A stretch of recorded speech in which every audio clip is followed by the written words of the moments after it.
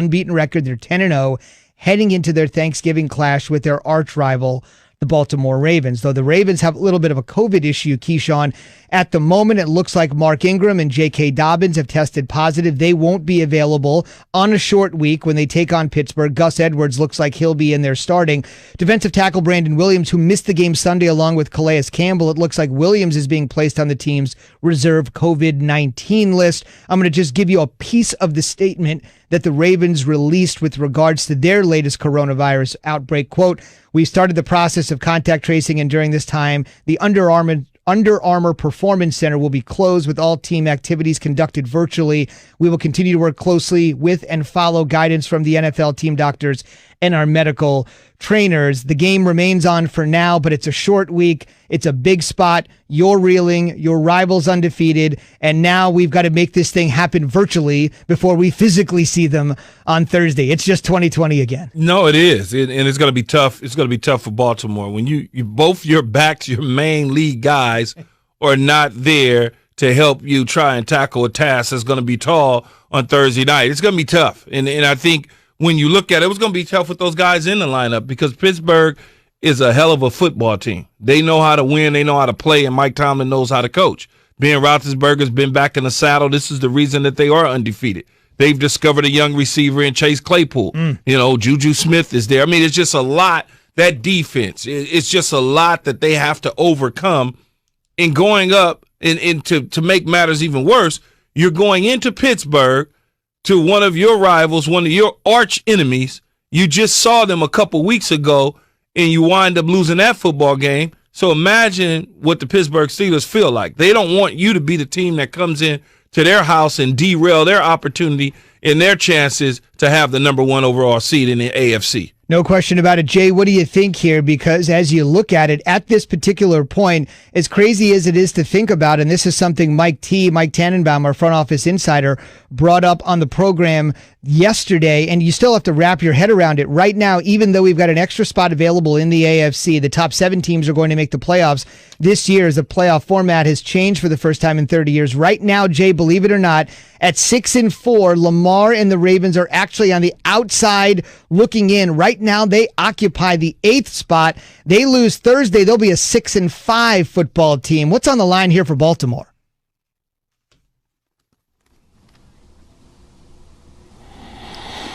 Well, no, Zubin, I think they are going to lose when they play on Thanksgiving Day. And look, this is an opportunity for Lamar Jackson to do what everybody's been asking him to do from the beginning of the season. He has to throw the ball now. You have to. There's no other choice. And I know there's something that, we've been digging into with him. Can he hit people outside the numbers? Can he make marginal players better? And I know we get into the conversation about, well, who is he throwing the ball to? He has no targets to work with. Well, there's no other choice. He has to be the guy. If we're talking about paying him $100+ million, I know you won't, Key, but the Baltimore Ravens probably will. This is the time to prove to the Ravens and to himself that he could be the guy to keep this team in the hunt of making the playoffs. I don't see it happening, unfortunately, and I think the narrative is going to change about Lamar Jackson after Thursday night again. Well, he's going out there with not a full cast of his weapons. They're a run-first team. And when you don't have Dobbins in and you don't have Ingram in, it's going to, your offense is going to stall to a degree. He's a young man with a lot of pressure, Zubin, on him now. I mean, a huge amount of pressure to be able to try and engineer a victory against Pittsburgh, who's trying to stay alive. Well, not necessarily stay alive, but trying to hold on to the number 1 seed with Kansas City right behind them with 1 loss. Now you look at the situation, too, with Baltimore, and you think to yourself, look, we're in a logjam. We're at 6-4. We're not playing well. We're paying Pittsburgh. All of it just sort of comes to a head because from what you guys have both said, you look at what could have been. And we always talk about windows in sports, and I understand Lamar is a young guy. Ben's near the end. Lamar's still closer to ascending. But it wasn't that long ago that this team was 14-2, had won 12 in a row, and was sailing. And they have just not paid off any of that to this point when it matters. You guys have always said it's about what you do in the postseason when it matters. To this point, to your point, Lamar's very young, hasn't won a playoff game. That doesn't bother Key. It's something that sort of bothers me a little bit. But they seem to have all of the momentum. He's been in the league 2.5 years, man. But he was the quarterback of a 14-2 team with home field advantage throughout the playoffs. But he's only been in the league 2.5 years. Only. I mean, like, winning a play is. We can go through a litany, a long list. I have more of the problem. I feel like I have more of the problem with him because it's all the excuses all the time, Key. Well, yeah, maybe excuses, but Zubin's talking about the playoffs. And when you think about it, he's took over for Joe Flacco. He took over in the middle of the season and led him to the playoffs. Last year it's just crazy. It was ridiculous. They go 14-2, like you said. They lose 12 in a row. And win 12 in a row, they lose. That's only 2 playoff appearances. But you make it sound as though he's been in the league 9 years and he's lost 9 consecutive playoff games. No, I'm not saying he's Andy Dalton. I'm just saying that we're expecting so much out of Tua and Herbert and Burrow. We're going to talk about Burrow here coming up at the bottom of the hour. The bad news confirmed.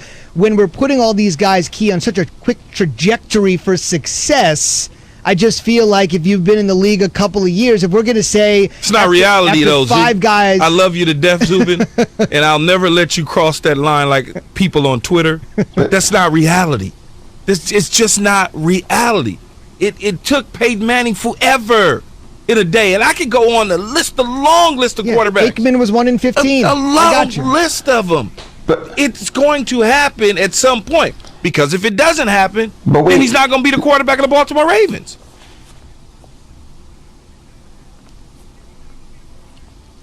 JD, all right, straight talk wireless, no contract, no compromise.